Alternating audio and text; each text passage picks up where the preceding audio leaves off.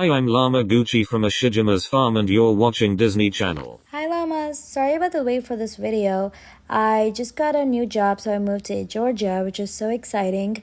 And so I literally had to work on this video today, and I feel like my next videos are gonna be timed a little later than I'd like them to, but that's just because I started a new job and I need to focus on that. But I will be uploading a lot, and because I have a lot of ideas and they are gonna have quality, which is what's important.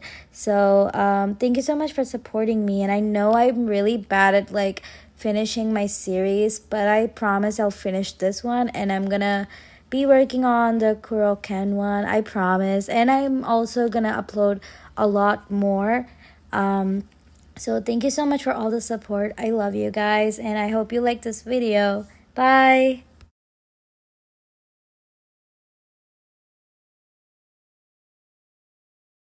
Aw, don't pretend you're not secretly having the time of your life hanging out with Miyomi-kun. Atsumu flashed him a cheeky grin. Again with your delusions. The two bickered lightly as they walked, their usual rhythm of banter oddly comforting to each other. Atsu? Who? Atsumu came to a sudden halt, his body stiffening as if he'd been struck. The grin on his face faltered instantly, his gaze snapping toward the source of the voice. Kita? Sakusa stopped beside him, his sharp eyes darting between Atsumu and the newcomer, a tall confident figure approaching them with a smile that didn't quite reach his eyes. Sakusa frowned, noticing the subtle shift in Atsumu's demeanor. His usual bravado was gone, replaced by something quieter, almost guarded. For the first time Sakusa saw Atsumu falter, and for the first time Sakusa felt an unfamiliar knot of unease twist in his stomach. Whoever this person was, they had the power to shake even Atsumu.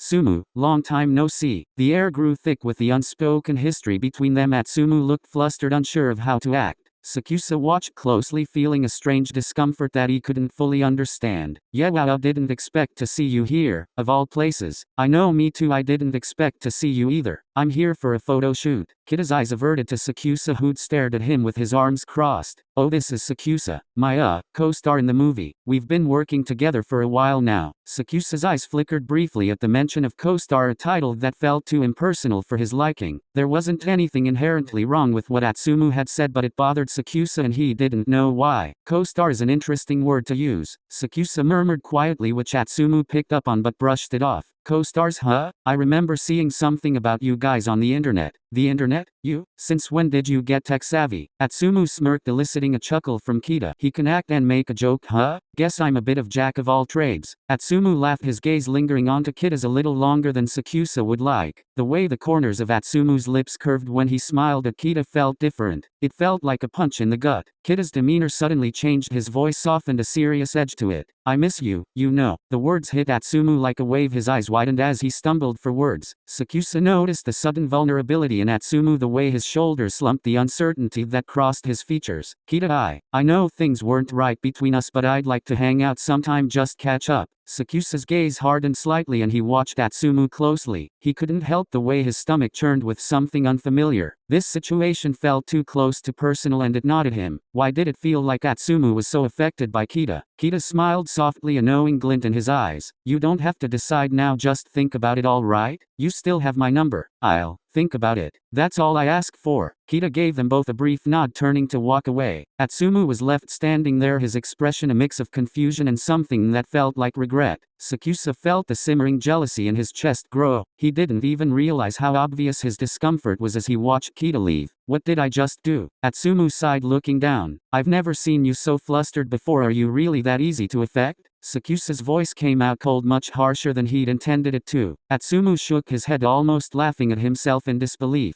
I don't know. It's just Kita. We had a lot of history and it's complicated. I don't care about your history with him. Atsumu looked up, a faint smile on his face. Right, of course you don't. Forgot who I was talking to. What? Before Sakusa could finish his sentence, Atsumu's eyes widened, looking down at his watch. Shit, we're late, we gotta hurry up. Sakusa blinked, coming back to his senses. Yeah. As they rushed, it became clearer that the uneasy feeling in Sakusa's chest was not just a passing feeling. It was something deeper, something he was starting to struggle with understanding. Sakusa followed closely behind Atsumu, his eyes scanning the upscale rooftop restaurant as they approached the entrance. The low hum of chatter from other diners blended with the soft sound of jazz music drifting through the air. The setting was undeniably romantic, a far cry from the awkward tension bubbling beneath the surface. Atsumu, ever the charmer, was already in full swing, his grin wide and playful as he teased Sakusa, clearly in a good mood. "So Omi, you sure you wanna sit across from me all night? Might be too distracting, you know?" Sakusa glanced at him, his lips twitching into a reluctant frown. It wasn't that he didn't enjoy Atsumu's playful nature, it was just that sometimes the teasing felt a little too much. "You're the one that's going to get distracted, I'm fine." Atsumu smirked, clearly taking it as an invitation to flirt more. "Oh, is that so? Well, if you're so sure, then I guess I'll just have to turn the charm up to 11 and see if you're still fine." He reached over, placing his hand on Sakusa's. Sakusa rolled his eyes, but the corner of his mouth twitched into the smallest of smiles. He took Atsumu's hand off of him, but he almost didn't want to, and that scared him. As much as Atsumu's antics were annoying, Sakusa had to admit, there was something oddly endearing about his teasing. "You know, you could stand to loosen up a bit. You would be cute if you smiled more." Sakusa felt his cheeks flush involuntarily, but he did his best to keep his expression neutral, trying to shake off the effect of Atsumu's teasing. "Cute? You really think I'd let you get away with calling me cute? Oh, don't act like you don't like it. I've seen the way you look at me when I..." Atsumu leaned in, dramatically moving closer to Sakusa as if to whisper something absurd, but Sakusa quickly placed his hand on Atsumu's lips. "Stop, don't even think about it." Atsumu bursted out laughing, clearly enjoying how much he was getting under Sakusa's skin. "You're so fun to mess with." Sakusa was about to retort when a familiar voice cut through their conversation, interrupting the usual banter. "Stalking me, huh?" Atsumu froze, the smile on his face faltering for just a moment before he quickly composed himself. Sakusa could practically feel the shift in the air as Atsumu's mood changed. The flirtatious energy disappeared, replaced with something more serious and uncertain. "Stalking? Please, Kita. It's just a coincidence. A rooftop, really? Oh, I see, not stalking, just coincidence." He chuckled softly, giving them both a once-over. Atsumu smiled back, but there was a noticeable edge to it. Sakusa felt the irritation boil over. He crossed his arms tightly, trying to mask the discomfort swirling inside him. "Well, I'll let you two be. I'll catch you later, yeah?" Yeah, sure." Sakusa sat there feeling a mixture of confusion and frustration as Kita gave them a final wave and walked off. The moment lingered in the air, leaving an awkward silence between the two of them. All right, where were we?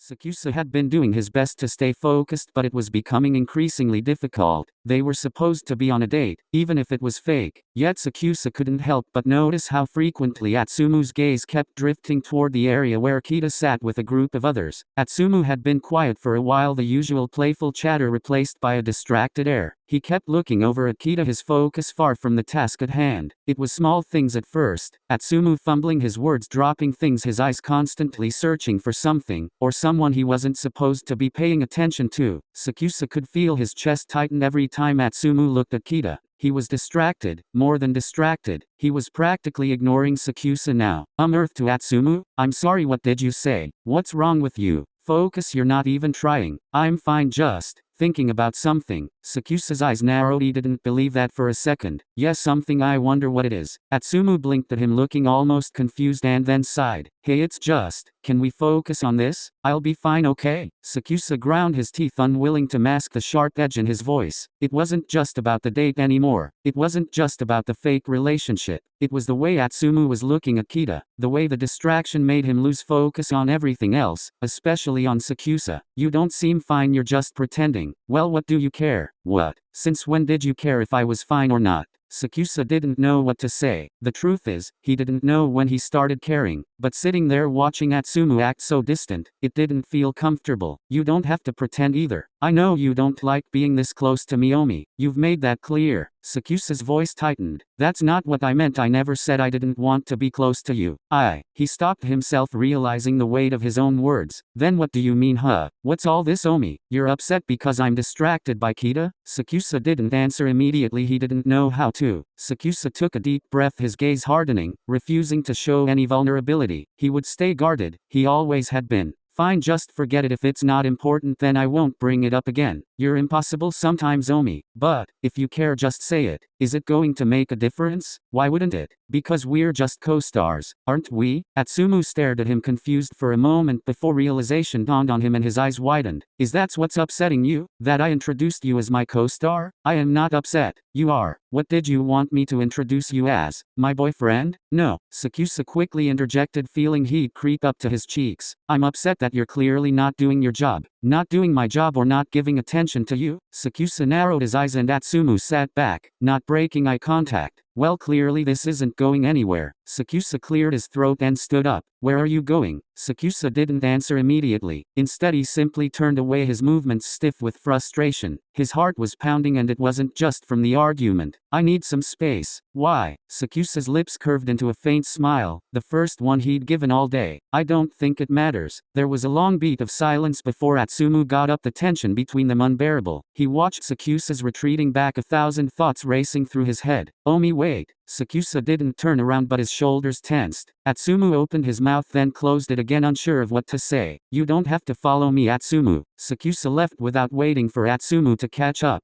Atsumu stood there for a moment, trying to figure out what had happened in the past few minutes. The room felt too small. He could feel the distance growing between them, but it was something he hadn't expected. Was it really just about the introduction? Or was it about something more? What the hell is going on? His voice was low, almost to himself. He had always been able to read Sakusa's moods, but this was different. He hadn't seen Sakusa so uncertain or so vulnerable, and it hit him harder than he expected. Atsumu could feel it now. The shift, the tension, the underlying something between them. Was this just about the job? Or was it something more? What the hell am I supposed to do now? He was still standing there, torn between chasing after Sakusa or letting him go. He knew one thing for sure: if he didn't act now, things between them might change for the worse. And all of a sudden Kita was no longer lingering in his mind like a ghost. Atsumu had felt that he had something much more important to lose.